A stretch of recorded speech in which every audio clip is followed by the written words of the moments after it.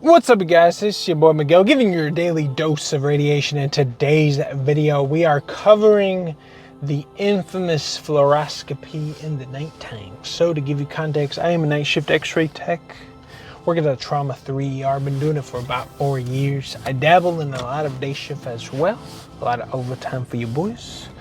Now for this video in particular, depending on where you work, I work, once again, I said Trauma 3.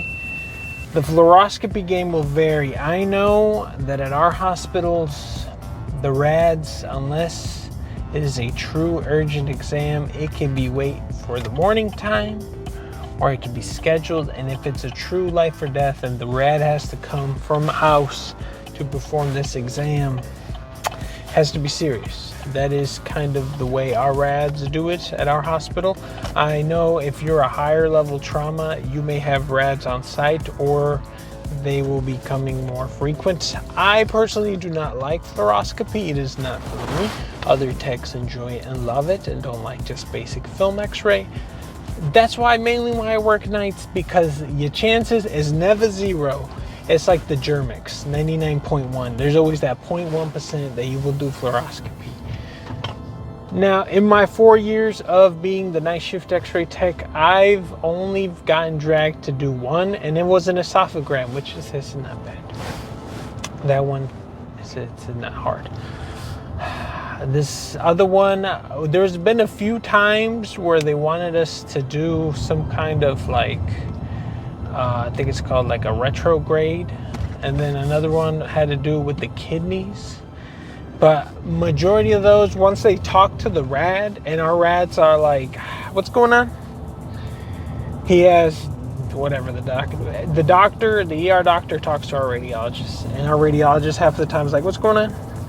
Have you tried a CAT scan? Have you tried they will literally try to negotiate and talk everything from not coming to like the hospital, especially if they're home.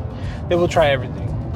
Most of the times their suggestion is like CAT scan, and they'll do like this and that, and then that kind of gets the job done. But occasionally certain doctors, certain stuff that's happening, the radiologist like, I guess I'll go up there, tell the rads techs to get my stuff ready in my kingdom. And at nighttime, when there's only two of you and the whole hospital is just flooded with orders, it's kind of rough. It's more rough.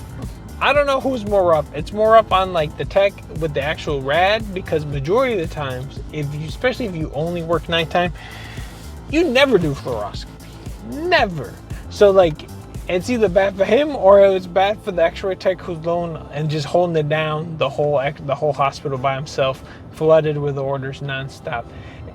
Either one's bad, but I think it's more if you're not too good with fluoroscopy or just unfamiliar with it, it can be nerve-wracking. It depends on the rad too.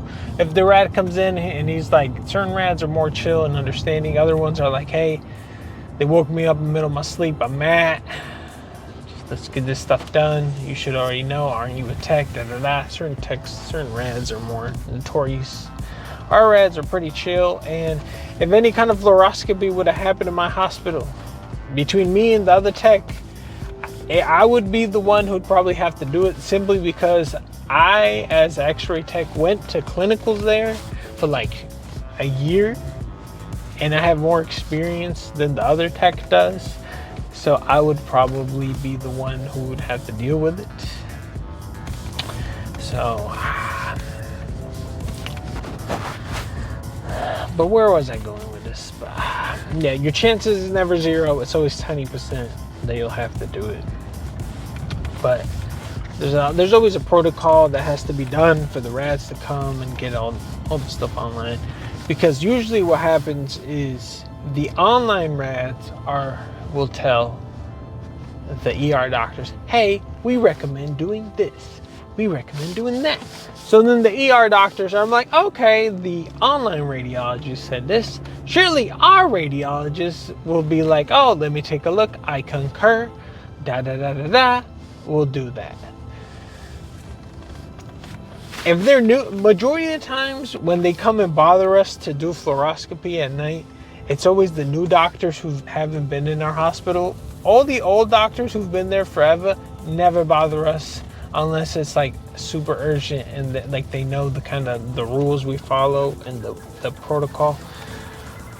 The majority of the time we don't. There's like a few doctors we have here, probably like 2, that are more newer and younger and haven't been in our hospital long enough, that don't know the ways, don't know the flow, and they'll constantly be scaring me and my other tech who don't like fluoroscopy all the time with stuff.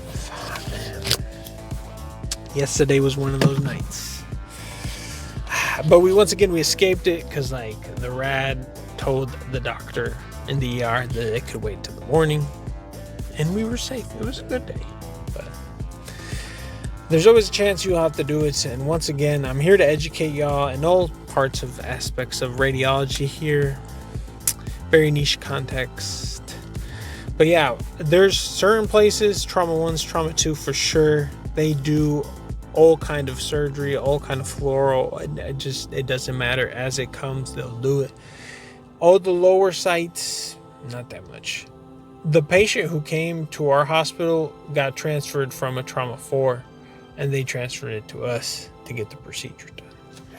So, yeah, it's been your boy Miguel. See ya on the next one.